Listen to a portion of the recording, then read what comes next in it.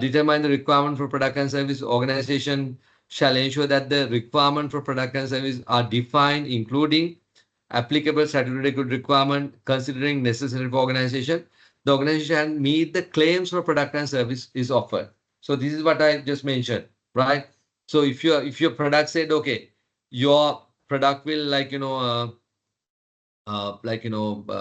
capable of meeting this kind of a requirement. Like, if you use this product, right, this product will slim you, or maybe make you more fit, or maybe make your skin more glow, right? Nowadays we don't talk white, right? So it's glow, right? So I'm like, then there should be a scientific evidence for that. So standard asks for that, right? Clam. So necessary by organization and statutory regulatory requirements. Say if you are if your product comes under certain legal requirement. Sometimes in Sri Lanka, there are statutory and legal requirements. So the SLS, or if you are exporting to EU, or maybe USA, so FDA requirement, right? EU requirement. So those are mandatory requirements, right? So we need to cover that. So all your process map should cover all these areas.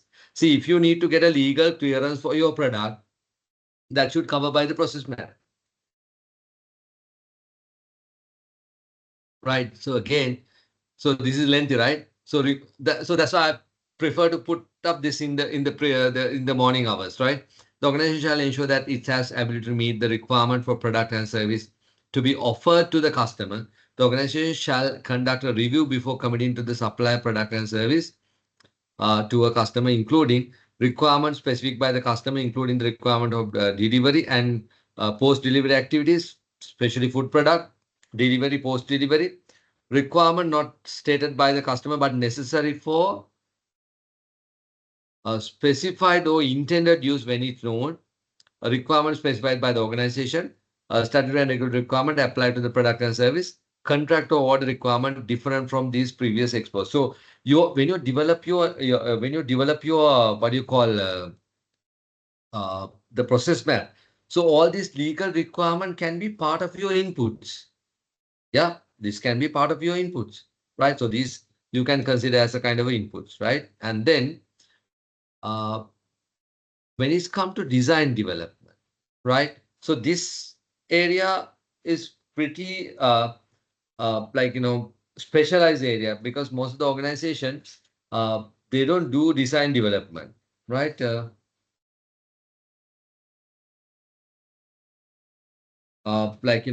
How many of your industries are into R&D, design and development? So definitely Halcyon is not into R&D. We are not into design development. So happily we can exclude this part. And definitely I know Yugada Navi, they are not into design development. I believe I am correct, right?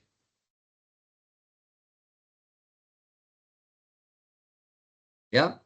So they are not into design development part. This is 8.3 requirement.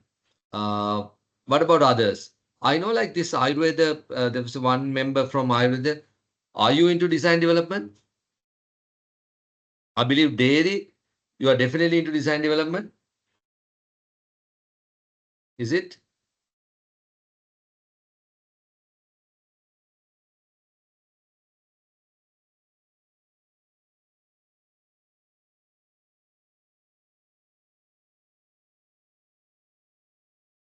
Nadusha asked question. I have a question that if the layout change frequently, so it need adjust with QMS document.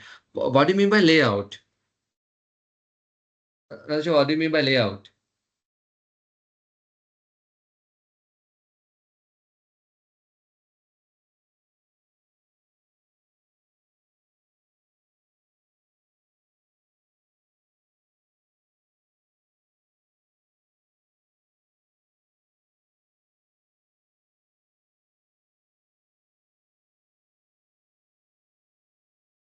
So what do you mean by layout? Plant layout, right? Yeah, yeah. Yes. See, layout change frequently, so it's need to adjust with the QMS documentation plan and the process layout. See, if you are changing the layout, of course, process map has to be changed, right? because when you change the plant layout, say you're receiving everything, you introduce more machine, cutting machine or whatever, so your process map will change. So of course, not the context, not the need and expectation, unless you introduce new product. So there will be a lot of changes. Yes, of course.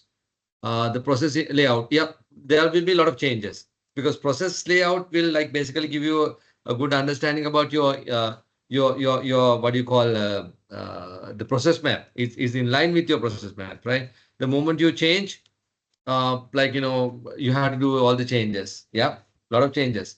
So like this is the 9,000 is not a dead document, right? It's ongoing one. So how many of you are into R&D? How many of you have in the organization like you have a R&D unit? Can you thumb up? Research and development. You say I have R&D lab kind of thing because you do a lot of trials and all. How many of you are into R&D?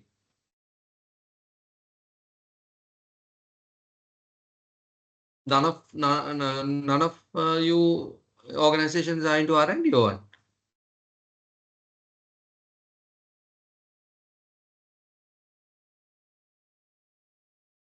Okay, so what is the industry? Nanusha, what is the industry you are into R&D? No, Shanuki, what is the industry you are into? Coconut. Okay. Ayurvedic product development, coconut. Okay. So we have people, right? Okay. So we will get input from them, right, for this R&D part. So see, this is the design development part. Again, comes under operation. You can see under design development, you basically like cover design development planning. This is the planning stage. You are not into design right now, but you're planning. Like you say, okay, we are going to develop a new herbal product. When you like when you started, we'll take one example. When you consume this new herbal product, your hair will grow, right? So like your hair will grow and your hair will become what color? What color you want? I would like to get more white. So white color hair, long hair will come. So this is the product. So you understand there will be a big community. They want this product. So you do this R&D part. Yeah, we'll take that example. Is good. Oh, you want to take a coconut product. So now there was a like in Sri Lanka, like we have an issue with the coconut. Like we want to export coconut product, but then again our consumption is too much. And then again the way we use the coconut is like lot of waste will be there in the coconut, the way we squeeze and all. So somebody from coconut industry like uh, Nadusha, right? Nadusha tried to develop a coconut cube. You put it in the curry, that's it. So half curry and whatever, like coconut cube. Do we have a product like that? Coconut cube? I don't think, right? Do you have a coconut cube? So we don't we do have in like not develop like a cube, but for the uh, making basically we have like adding flavors on coconut milk and not develop for a cube actually. For season cube, Not you're meaning season cube, right? Yeah, no, I want to take some example. So one is like, these are arbitrary product, right? So one is a And product, herbal product. So we have two people. So like, hair will be like, I want to have a long hair. So they identify there will be a big community. They want to have a long white hair. So they develop a Ayurvedic product with long white hair. Yeah. And then so same time, like, we do have the coconut for a balm, coconut balm for the palm and applying on the hands. So okay, we do develop that one, and basically for coconut chips with okay. flavored ones chili powder and some sort of things are there. And I think they are tried on the cubes as you said before, the seasoning cubes actually for All the right, Maggie. interesting. And so yeah, that is Interesting. So ongoing. I just thought of it. Okay, good, interesting. So we'll have two product. One is like hair growing product, Ayurvedic product, because we have two people, two friends from our team. They one is into R&D lab, so they can help us on this to understand this concept, right? So Ayurvedic product is about like hair growing, product, and then second product is about the coconut cube, right? So let's try to understand this concept using these two products. So design and development planning. So now we have two teams.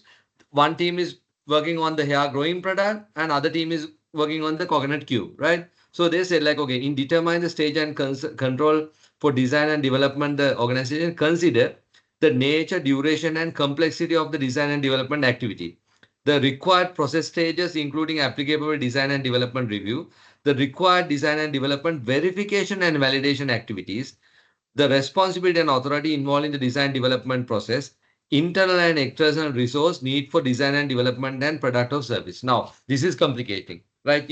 Now we have not done anything. We have two products. One is hair growing product, one is coconut cube. Yeah.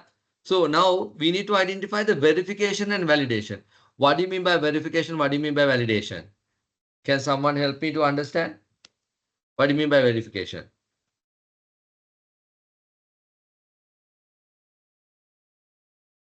So we have friends who already have ISO certificate. So can someone tell me what do you mean by verification? What do you mean by validation?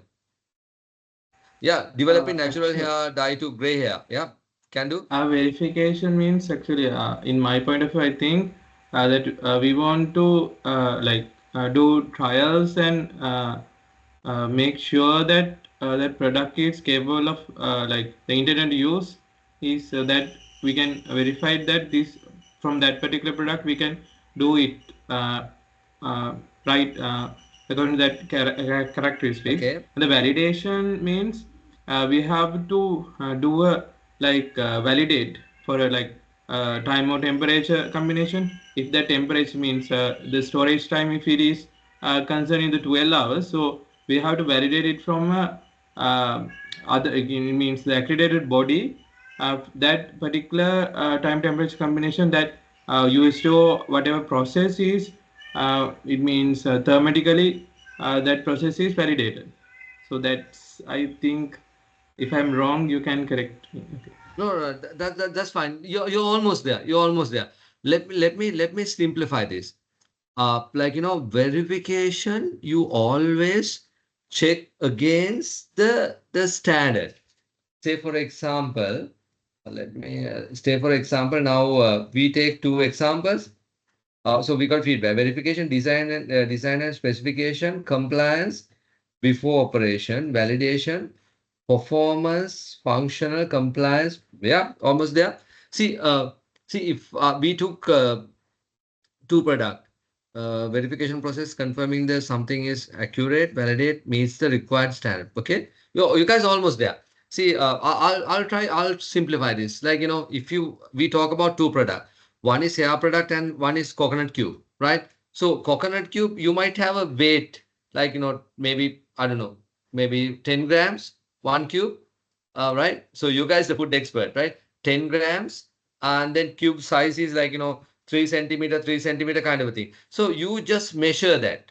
And then in that coconut cube, you might say oil content is this, fiber content is this kind of a thing. So you measure against. So you verify, right? You check the weight, right? You verify that. Validate mean in use property, like you said, right? When you put, when you apply into hair started to grow, right? Or hair become gray or black, white, whatever, like pink color. Why only want you have a black color? Maybe I want to have a pink color, right? Is it? That's fine, right? Is it? No harm having a pink color one, right? Why you guys are silent?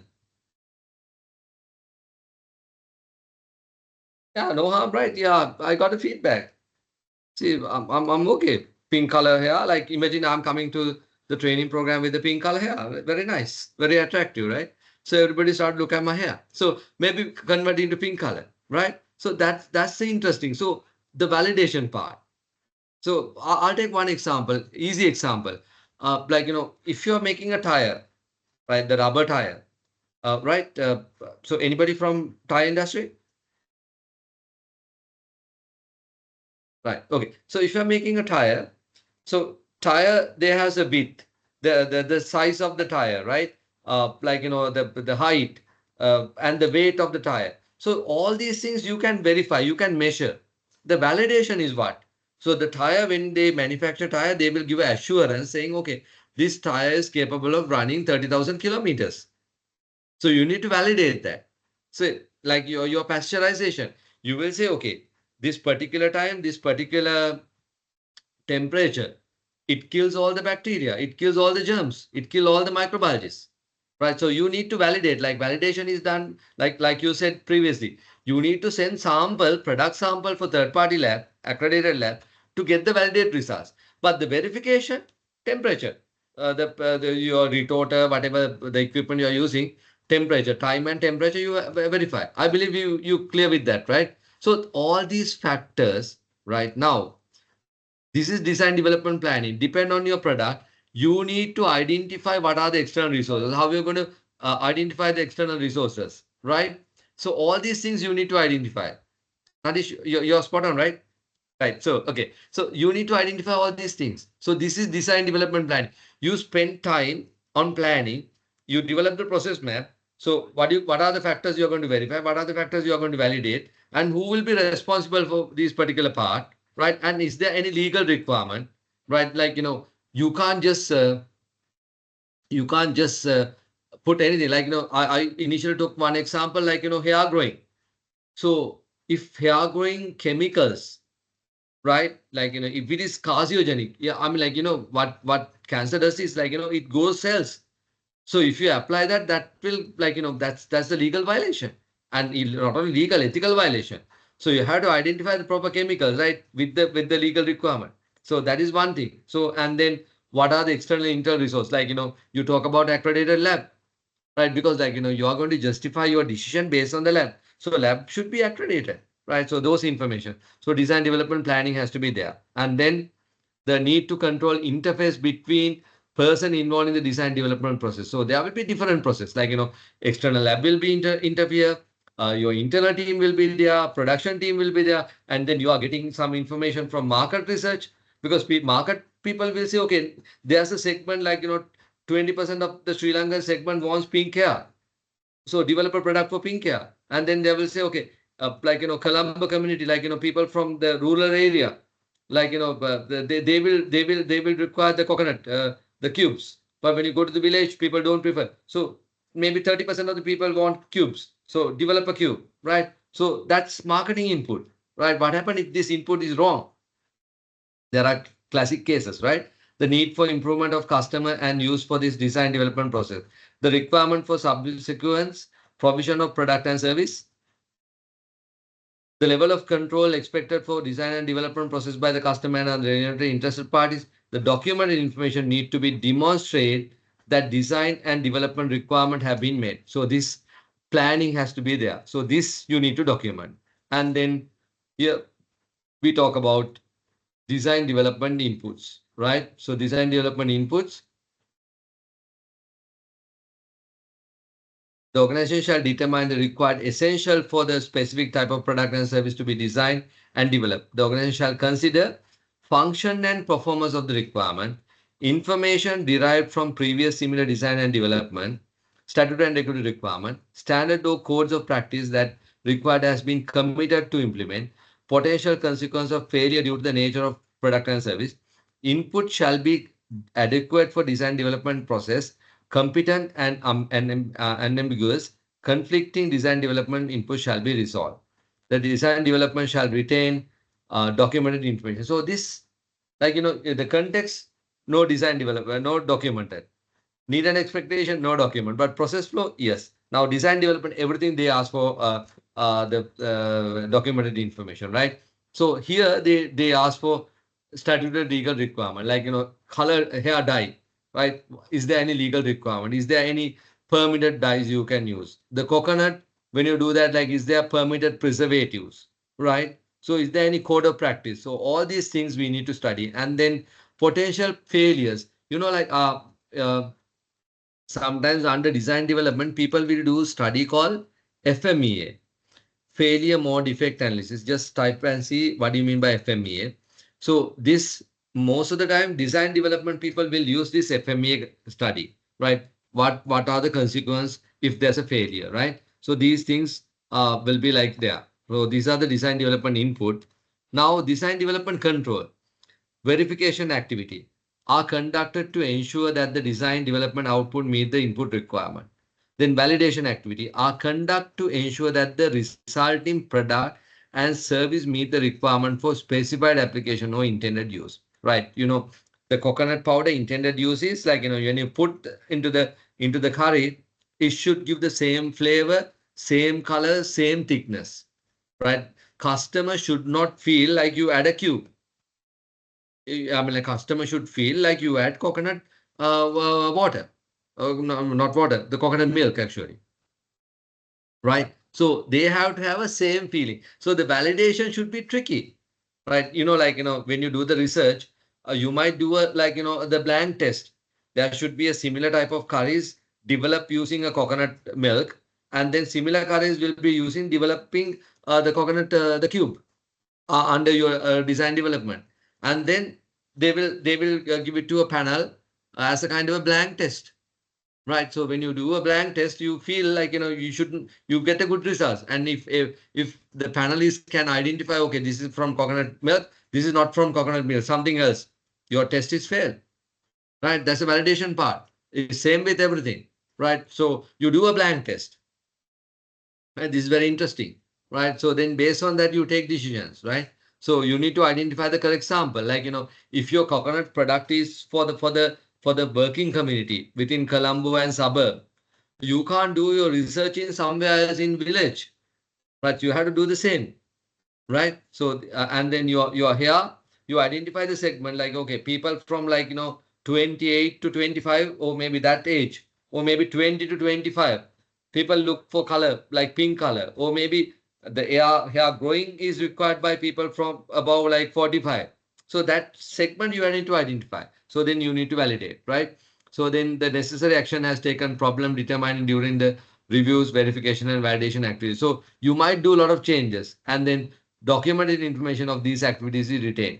The note, design, development, review, verification, and validation have a distinguished purpose. They can conduct separately or in any combination as is suitable for product and service for organization. So this is a actually challenging area, right? So then design development output, the organization shall ensure that the design development output meet the required requirement, the adequate for subsequent process for provision of product and service, include a reference monitoring and measuring requirement as appropriate and acceptance criteria, specific for characteristics of the product and service that essential for their intended purpose and they are safe of proper provision.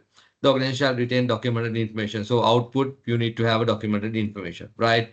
And then design development changes. So you can see these changes, right? I think like previous you asked some question, if there's a the process modification, do we need to change the ISO documentation? Of course you have to. So design development changes, organization shall retain documented information on design development changes, the results of review, the authorization of changes. So this is crucial. Somebody might say, okay, I need to have a cube, right? That's the design plan. And then all of a sudden somebody said, okay, coconut milk come from kind of a, or what do you call, or a shape, right? So that shape, you need to change the shape. So cube, I mean, like it look hard and kind of a thing. So you get a feedback. So, and then under design development, if you want to do the changes, right? Who's going to do the changes? Who's authorizing? That also a requirement, right? Changes. The action taken to prevent adverse impact. So design development, you need to have a separate set of documents, starting from input, documentation, and everything. So any organization, if you want to include ISO 9000 into design development part, right? All new design development should have all the documentation. So the issue sometimes we are having is design development. We do trials, but we might not collect data, right? So this particular scope, the element 8.3, most of the organization, if you don't have design development like us, like a power plant, we don't do design development. What we do is like we get the standard, train ourselves, and then we help organization to implement. power plant, they have like raw materials and they have machines are already in built. They generate power, no design development. But of course, the milk product or Ayurvedic product, of course, you do the design development. I'm not sure about the friend who is from tin manufacturing. So if you're into design development, you need to include that. Or other people like us, we can exclude, give a justification. Say we are not doing the design development part, right? So this is one area. So one challenging area we covered, right? And then still we are under element number 8. Control of externally provided product, process, product, and service. So he said the organization shall determine, apply criteria for evaluation, select and monitoring, and re-evaluation an external provider based on their ability to provide the process, product, and service in accordance with the requirement. The organization shall retain documented information of these activities and any necessary action arising from the evaluation. So if you are using a third party, say for example, now I wear the product, maybe you are using a third party to pack or repack, right? So then if you manufacture the product, you give the product to a repacking because those people have a like a good packing material, packing machine. So you need to control, like the control, evaluation, everything has to be documented. Like like I took one example, garment factory. So you don't have a dye house, but you use the other dye house, and then you you send the product, and then again you need to have a documentary evidence. So this is a very important part, right? And then type and extent of control. Ensure that the externally provided process remain within the control of quality management system. Define both controls, that is intent to apply external provider and this intent to apply for resulting output. Take into consideration the potential impact of the external provider process, product, and service on the organization ability to consistently uh, meet the customer and applicable certificate requirement, the effectiveness of the control applied by the external provider, determine the verification of activities necessary to ensure that the externally provided process, product, service meet the requirement. Now, I have a question for you. These are actually the practical question. There's a one organization. They manufacture product called ABC, right?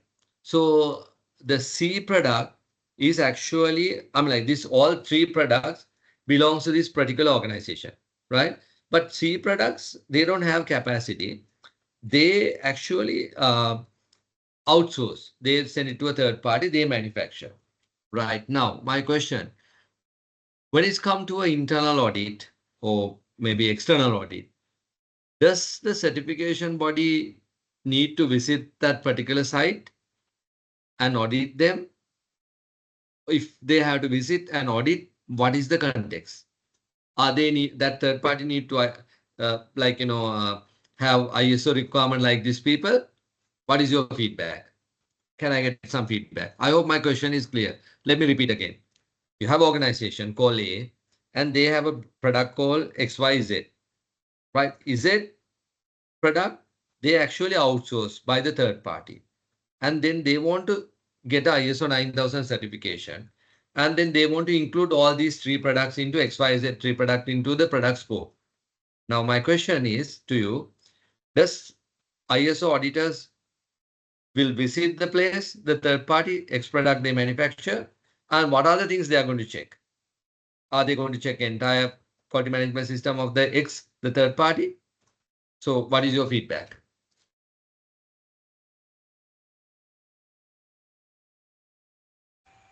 So can I answer on it?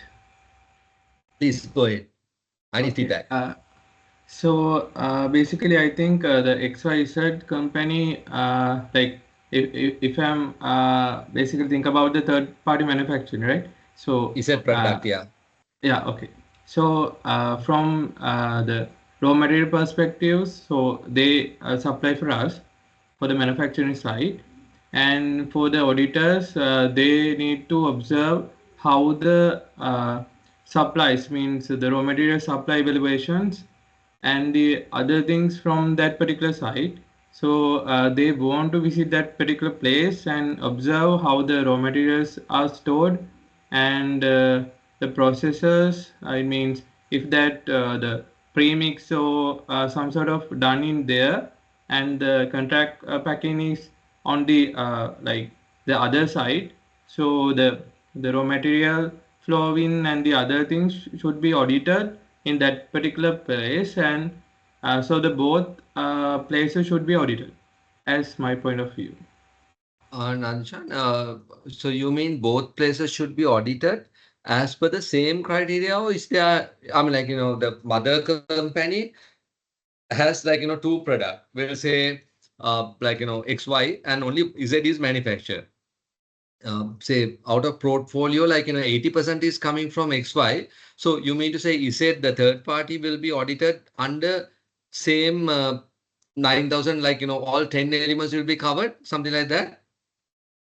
No, because if like process flow diagram is on the like the other manufacturing side, so they want to Yeah. audit that one, and like if Okay. there are like so that particular team can visit on that particular place, and if they want evidence about the raw material storage, how that the coal conditions and the documentary parts of the evaluation means the supply evaluation, because that particular people are not the manufacturing people are not doing that one, no, because that Mm. raw material supplied from that particular company, so Yeah. they want to have records on that, and if they are asking for the evidence for the raw material, so they want to, if they can show the video clips or some sort of, it means the place, if they can audit it, so I think one particular place is enough for them, or else they want to go for that both sides to observe how the raw materials are placed in that particular company, and the manufacturing side how the process is process flow and the things are done in that particular place. So that's I think, if I am wrong, you can correct me. No, I mean, you're almost there. Can I get one more feedback? Can I get one more feedback? What do you think? Like, I hope this question, like, this is a kind of a tricky, right? So this question will give you a kind of a clear understanding, because in industry, like, maybe you might come into this situation, because nowadays people tend to go for more third party, because without doing a lot of investment, if somebody has a manufacturing facility on the particular product, they prefer to go and then get the product, and then you do the marketing part. So that's easy because you can save a lot of money. Yeah, But actually, basically, we have like we do in our factory, we do co-manufacturing. So that's okay, why the SLSI in perspective that standard, because we don't have the ISO 9001 2015 standard like okay, certification. So in there, they are focusing that it means they are asking the process flow diagram, and they audited on that particular criteria, and that co-manufacturers also visited our particular company, silver mills, and we do we do like documents we give the for the auditors, and they okay, are asking for the like the suppliers and the supply evaluation and the raw material handling. So that particular ends from the like the co-manufacturing means the contract manufacturer. So he oh, should be responsible on that. So that auditors asking for the conditions of the storage areas, the raw materials, and so on things. So the pictorial evidences and the videographic evidences, if they are asking, so we should have to prove that these things are maintained. So that's why I'm taking told that like they are asking the both sides or a particular one side for the audit. I don't know in the ISO 9000 what is the perspective in that the like the basic audits they are asking that particular thing. That's fine. yep, got it, got it. You are from Silver Mill, like, the beverage or other side? Beverages. Ah, interesting. Okay. So you drink a lot of coconut water, right? Yes, we do. Yeah, drink coconut water. You do a lot of contract manufacturing, right? Yeah, we have a couple of co-manufacturers. right now. Yeah, that's interesting. So you drink a lot of the milk and all kind of thing, right? Interesting. So right. So any feedback? Can I get one more feedback?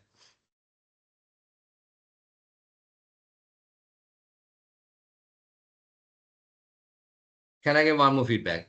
What do you think when you go for this? Because this is the scenario we are facing right now. What do you think?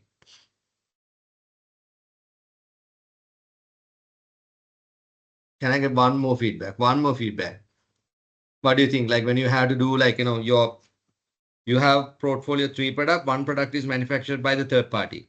So, but you want to get ISO 9000 and then you want to include that product into your portfolio, your scope. Yeah.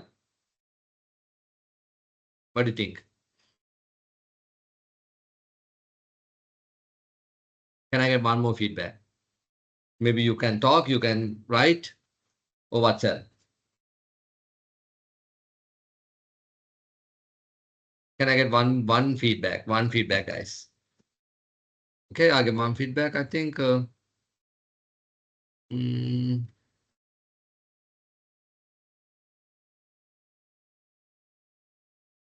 produce under 9001. Okay. Nuanda said, okay, produce 9000. So normally, I think we got 2 feedbacks. So, the third party doesn't need to obtain the entire ISO 9000 requirement, but of course, they need to make sure, they cover all the legal requirement. Imagine, see that particular product manufacturing site violating the legal requirement, what will happen? So the auditors are very concerned, like they will ask, okay, they will, if they want, they will visit, right? So they will visit the site and see whether they are maintaining all the legal requirement. Say the environment boundary noise is a problem, and then there will be discharge all over.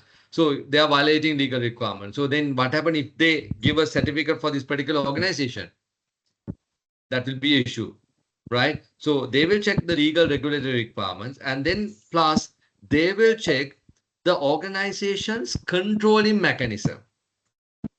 Like say, for example, if they manufacture a kind of like now we have a friend from milk, so they do outsource packing for like say for example milk product.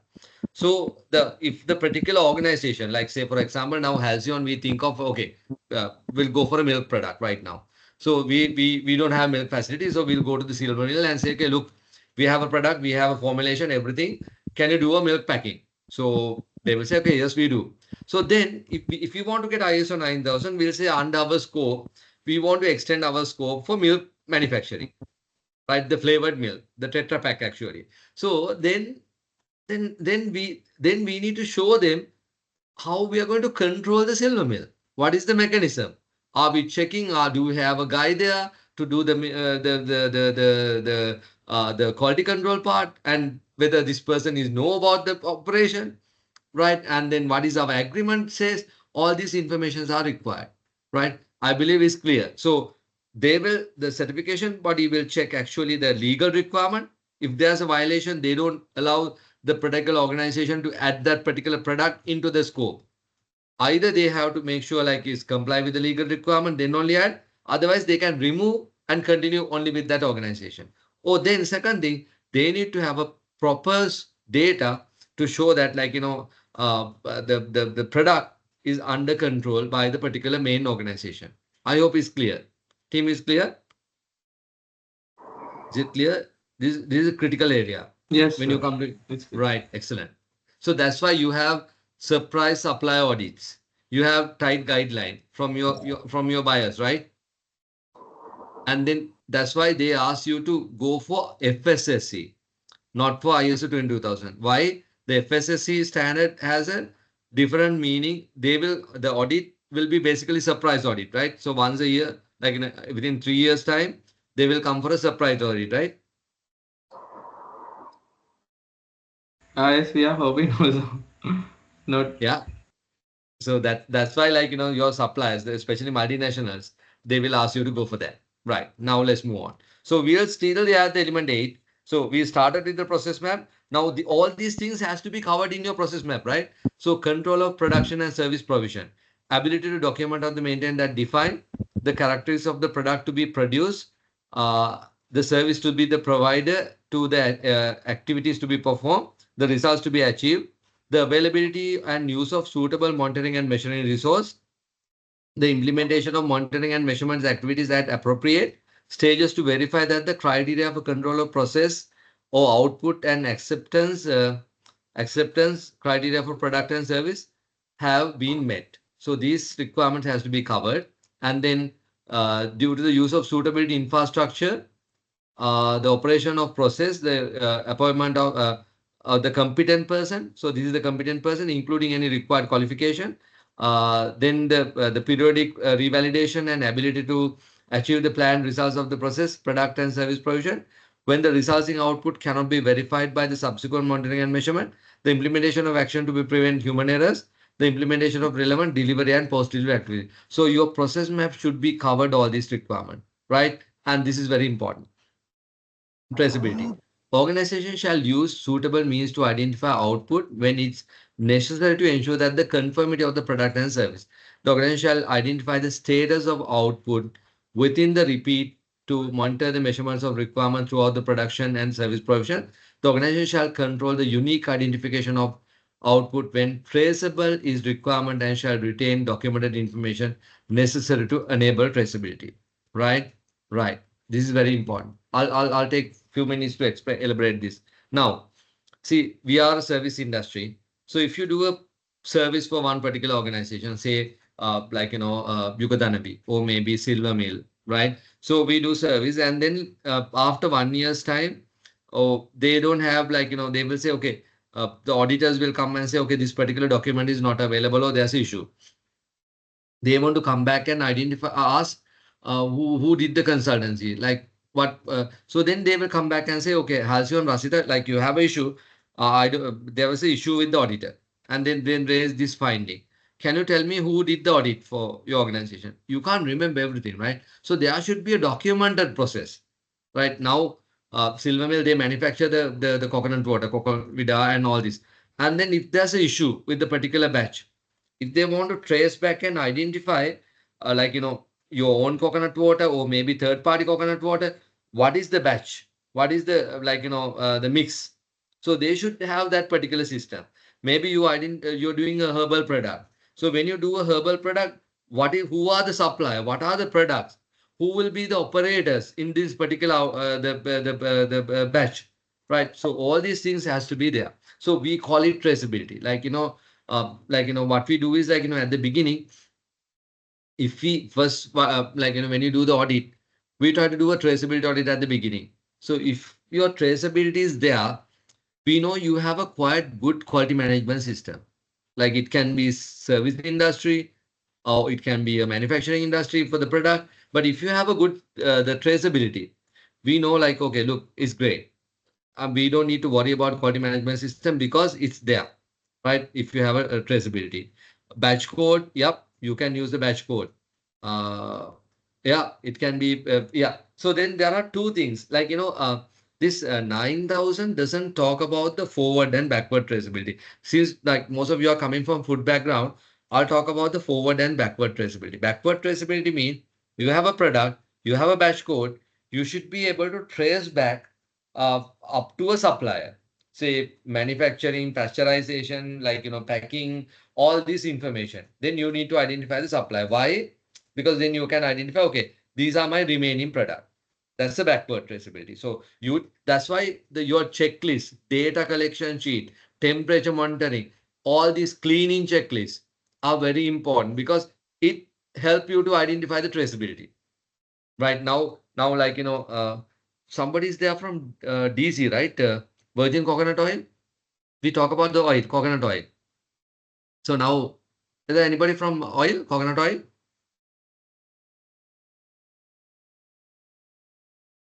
Okay, maybe herbal products. So coconut oil. See, now you have a storage tank. You collect product from the storage tank, and then you started to repacking using the storage tank. Now what happened? So how do you identify the traceability? Maybe something to think of. This is really challenging because storage tank, the product can be mixed up, right? You don't know exact batch. So you under storage tank, you collect maybe 1 week, 2 weeks of production, different days. and then only you pack. And then like you pack the half of the product, you send the shipment, then balance half is there, then you add another 2 weeks of production. So now you don't know, right? So this is challenging. So you have to be think of it, right? Come up with the system. Traceability, you need to evidence. So the virgin coconut oil and maybe like, different herbal products, we might have a similar scenario. If you have a storage tank and if you don't use the entire storage tank to like, manufacturing. Now the consumer product, FMCG, normally we don't keep the product under storage tank. So you manufacture one batch and then you like pack it. So it's easy. But there are industries, there are situations you don't pack on same day. So you collect and pack. Again, you recollect. So there's the situation. So you like, the traceability is really challenging. So this is a backward. Forward traceability means you dispatch the product to your distributor, customer, and all. So when you distribute, like dispatch the product, right? And then again you have to like, if there's a recall system, like, that you identify there's a situation in the product, like, microbe growth is high.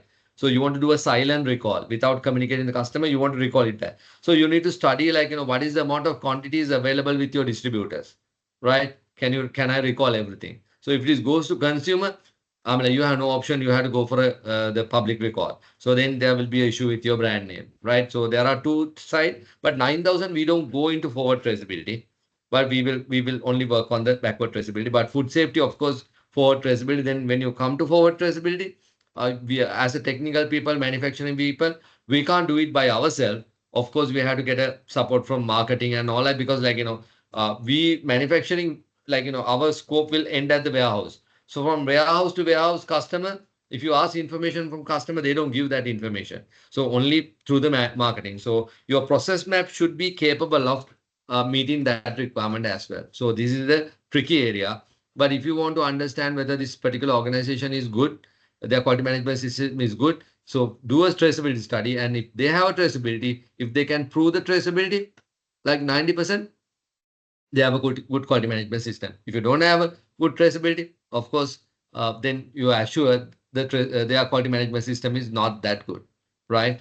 Then there are other issues like property belongs to customer or external provider. The organization shall exercise care with property belongs to customer or external provider, which is under the organization control by using by the organization. The organization shall identify, verify, protect, safeguard customer external provider property provided for use of in cooperation into the product and service. When the properties of a customer uh, like extend loss or damage or otherwise found to be unsuitable for the use, organization shall report this to a customer or external provider and retain documented information on what has occurred. Note, the customer or external provider property can include material, component, tools and equipment, premises, intellectual property and personal data, right? So these can be customer property. All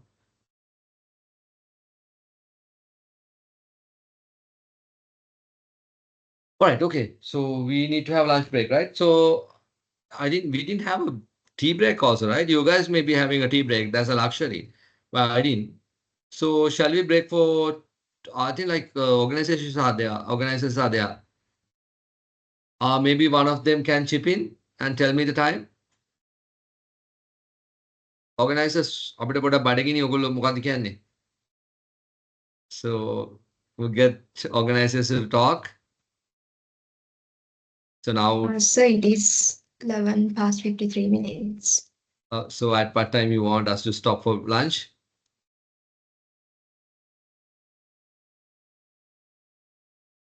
Shall we stop at 12? How about 12? Yeah, yes. Yeah, 12. And what time we need to come back? 1 o'clock? Or 12:45? Yeah, okay. Which one? 12:45? Yeah, maybe, yeah, somewhere around 12:45 to 1 in between, maybe. All right. So I'm good at 45 minutes break because we need to cover a lot. But this element 8, I'll try to finish. Yeah, 1 o'clock. Yeah, sure. So let me try to finish element 8. Then like we are quite relief because this is the kind of key area. So we'll have a break at 12. So we have about 6 minutes to go. Right. Okay. So this is very important. Say, for example, like, the printing industry, customer will give you a printing information. So those are like customer's property. Now, since we talk about the silver mill, is okay. I hope it's okay. We talk about the company's brand and all. So like you do a lot of third party. So the It's okay, third party, sir. yeah, It's okay, sir. You can yeah. use it. Yeah, so like you use a lot of third party packing, so they give the packing materials and everything. So I'm like, so you have to basically like quantify and give the reject quantity, everything you had to give. And I think like on FSSC, if it is a discarding, you need to have a separate procedure for that. Yeah, so those are the kind of requirement, customer properties. Yes, sir. Like different industries they use that. Yeah. So in our case, like we can't disclose anything because all the intellectual properties, we don't have physical properties, but all the intellectual properties are with us about the customer. So we had to protect that. So like we had to have a control over that, right? And then again changes. So these are like all that you need to have process map. Shall review and control changes for production and all. So if there's any changes, retain documented information that has to be there. And then this is very important, product releasing. Organization shall implement planned arrangement. So these are the process map has to be there, right?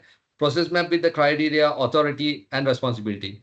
Appropriate stages, verify that the product and service requirement have been made. The release of product and service to customer shall not proceed until the plan arrangement have been satisfactorily completed, unless otherwise provide by the relevant authority and applicable to statutory. So retain documented information, product release criteria. Documentation shall include evidence of non-conformity with the acceptance criteria, traceability to the person authorized the release. Say, for example, now we have a team from lab. So if somebody said, okay, this product is microbiology clear, that traceability should be available for the particular person.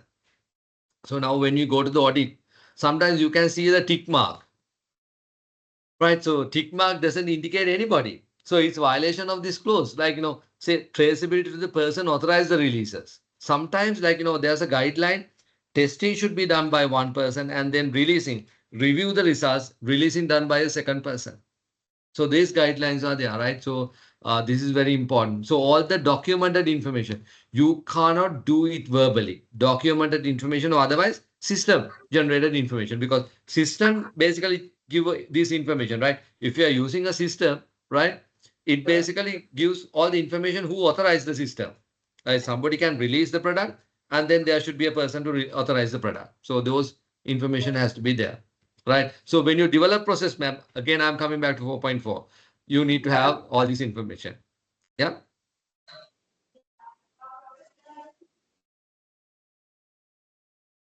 Right. So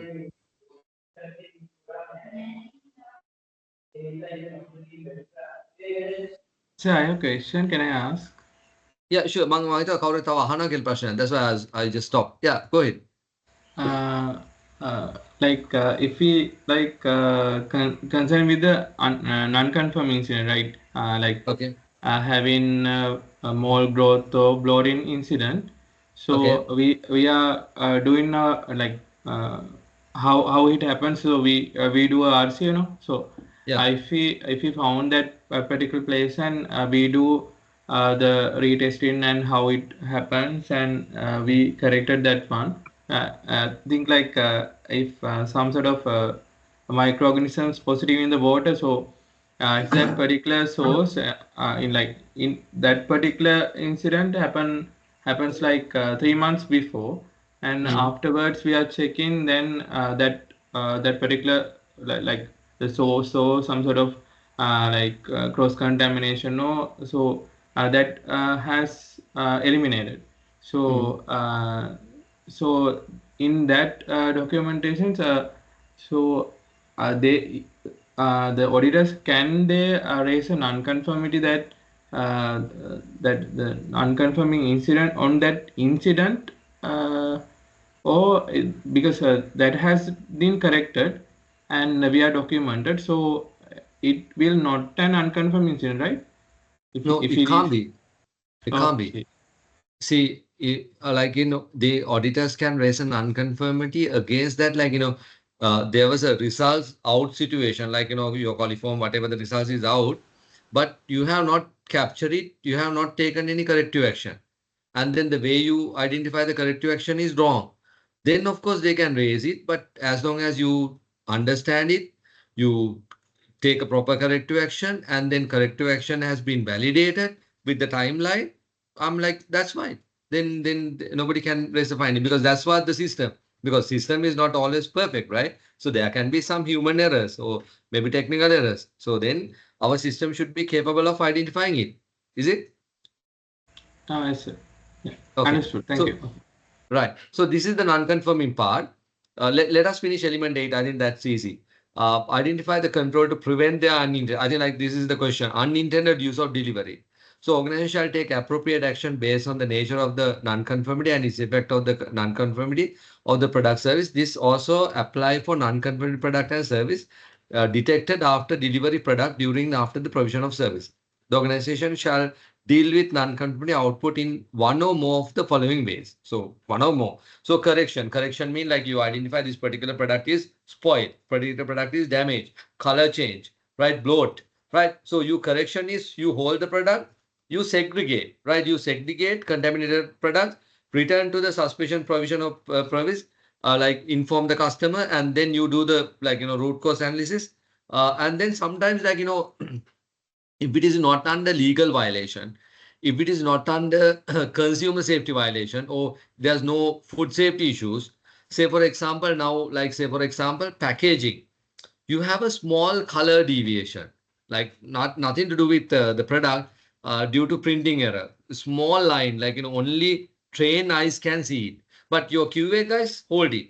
So then the marketing team sometimes they come and like then they will say, okay, accept this, because we have market, there's an issue, and then we don't want to reject the entire product because there's no legal violation, there's no remember this, right? Otherwise you might say, okay, any product can be released. No way. Legal violation, nothing. The food safety violation, nothing, right? So other than that, only like color deviation, those kind of a minor changes, like the appearance change. So the marketing people can, not the technical people, right? Marketing brand owners can accept under concession, right? So that is also accepted by ISO 9000. Conformity to the requirement of all shall be verified when non-conforming output are corrected, right? So then this is the element number 9. I'm not going to touch. So now I'll come back to the element 4. So element 8 we covered, right? So now I think like we covered bulk of the standard part, most important part. So actually we were here, the process map, right? We complete the process map, then we jump into element 8. So the process map should cover all the element 8 requirement. I believe like you better get the standard ISO and then see process map and then check whether you covered all the element 8. Right. Do you have any question? I think like we can break for lunch. I think one advantage when you have online training program, I believe all of you have had a tea, plain tea, whatever things, but me only talking, right? So that's a disadvantage. Right. Okay. So we'll take a 1 hour lunch break. So any question before that?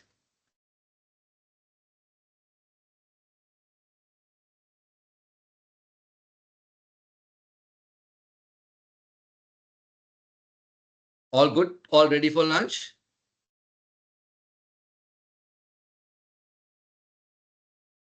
I think, Ovini, I think I can hand over to you. So maybe we can break for lunch and then we'll come back at 1 o'clock.